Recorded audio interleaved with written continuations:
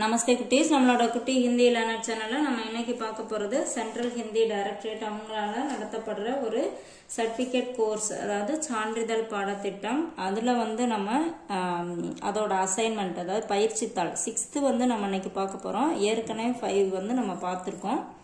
அது எல்லாமே பிளேலிஸ்ட்ல இருக்கு, நீங்க அதில் போய் பார்த்துக்கலாம். இப்போ இதுல ஃபர்ஸ்ட் எக்ஸசைஸ் பாருங்க. மாதிரியின் அடிப்படையில் அடைப்புக்குறியில் கொடுக்கப்பட்டுள்ள சொற்களை கொண்டு வாக்கியங்கள் அமைக்கவும். இங்க மாதிரி, அதாவது எக்ஸாம்பிள் கொடுத்துருக்காங்க. இங்க லைன் கொடுத்துருக்காங்க, எக் கொடுத்துட்டு டேஷ் கொடுத்து ஹை கொடுத்துருக்காங்க. இந்த இடத்துல தங்களுடைய வீடு அப்படின்னு தமிழ்ல கொடுத்துருக்காங்க. அதை இங்க ஹிந்தியில மாத்தி ஃபில் பண்ணியிருக்காங்க. ய ஆப்கா கர், இங்க தங்களுடைய வீடு அப்படிங்கிறதுக்கு ஆப்கா கர், அதை மட்டும் இங்கே ஃபில் பண்ணியிருக்காங்க. இதே மாதிரி தான் நம்ம இந்த எல்லா சென்டென்ஸுமே இங்கே தமிழில் என்ன கொடுத்துருக்காங்களோ அதை அப்படியே ஹிந்தியில் நம்ம இங்கே டிரான்ஸ்லேட் பண்ணி இந்த லைனில் நம்ம ஃபில் பண்ணிக்கணும். அடுத்து செகண்ட் எக்ஸசைஸ் பாருங்க. கீழ்காணும் சொற்களுக்கு பன்மை வடிவம் தருக. இங்கே சிங்குலர் கொடுத்துருக்காங்க, நம்ம அதை அப்படியே ப்ளூரல் ஃபார்மில் அந்த வேர்டை மாற்றி ஃபில் பண்ணிக்கணும்.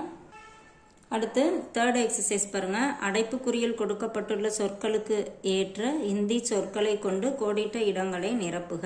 இந்த லைன்ல இங்க தமிழ்ல என்ன கொடுத்துருக்காங்களோ அதை அப்படியே ஹிந்தியில நம்ம மாத்தி எழுதணும். இப்ப கம்ரா அப்படிங்கிறது ஆண்பால், ஸோ இங்க மேரா. இதே பெண்பால் ஒரு இங்க ஏதாவது கொடுத்துருந்தாங்கன்னா மேரின்னு வரும். இது எல்லாமே அதே மாதிரி தான் நம்ம ஃபில் பண்ணிக்கணும். அடுத்து ஃபோர்த் எக்ஸசைஸ் பாருங்க. மாதிரியின் அடிப்படையில் கீழ்காணும் வாக்கியங்கள் பன்மையில் மாற்றி அமைக்கவும். இங்க சிங்குலர்ல கொடுத்துருக்காங்க. இங்க பாருங்க, ஏக் லிஃபாஃபா ஹை அப்படின்னு கொடுத்துருக்காங்க. அதை 3, அதாவது இந்த ஏக் அப்படிங்கிறதுக்கு பதிலாக 3 அப்படிங்கிறத யூஸ் பண்ணும்போது நம்ம இது பன்மையா மாறிடும். அதுக்கு தகுந்த மாதிரி நம்ம இந்த வேர்டை நம்ம மாத்திக்கணும். இங்க எக்ஸாம்பிளுக்கு ஒரு சென்டென்ஸ் கொடுத்துருக்காங்க.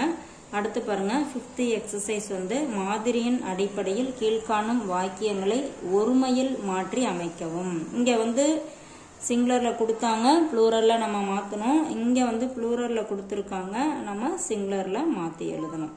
ஓகே, இப்போ அடுத்து 6th எக்ஸசைஸ் பாருங்க. அடைப்புக்குறியில் கொடுக்கப்பட்டுள்ள உரி சொற்களில் பொருத்தமானவற்றை கொண்டு பின்வரும் வாக்கியங்களை நிறைவு செய்யவும். இங்க உரி சொற்கள் கொடுத்துருக்காங்க, அதை நம்ம யூஸ் பண்ணி இங்க ஃபில்அப் பண்ணணும். எந்த இடத்துக்கு எந்த வேர்டு பொருத்தமா இருக்கும் அப்படிங்கிறத நம்ம செலக்ட் பண்ணி ஃபில் பண்ணிக்கணும். கீழே உங்களோட இதை கரெக்ஷன் பண்ணி என்னென்ன மிஸ்டேக் இருக்கு அப்படிங்கிறத உங்களுக்கு ரிட்டர்ன் அனுப்புவாங்க கரெக்ஷன் பண்ணி. உங்களுக்கு இது ரொம்ப யூஸ்ஃபுல்லா இருக்கும்னு நினைக்கிறேன். தேங்க்யூ.